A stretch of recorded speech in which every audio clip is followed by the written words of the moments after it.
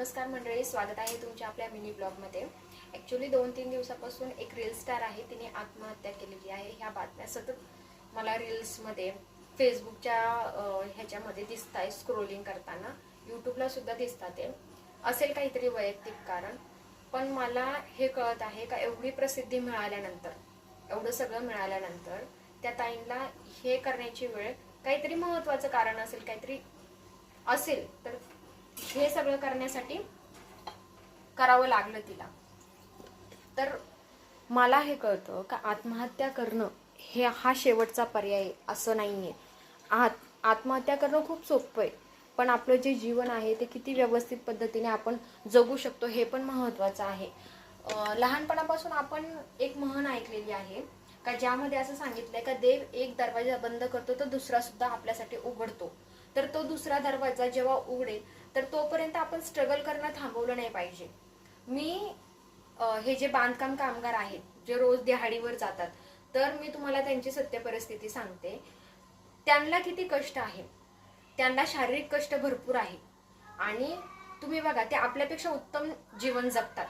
कारण मी त्या दिवशी वडापाव आणायला गेले होते, तर तिथं 2-3 बांधकाम कामगार आले होते।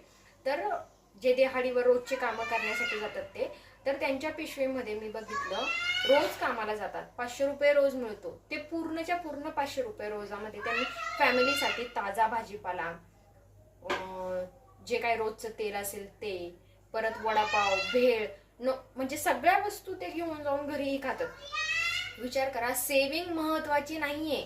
तुम्ही किती गोष्टी जमिनी जायदाद किंवा किती गोष्टी ठेवल्या त्या महत्वाच्या नाहीये। महत्वाचं हे का रोजचं जगणं आपण किती व्यवस्थित जगू शकतो। ते लोक 500 रुपयामध्ये स्वतःचं आयुष्य जगतात, ते मागचा पुढचा विचार करत नाहीये।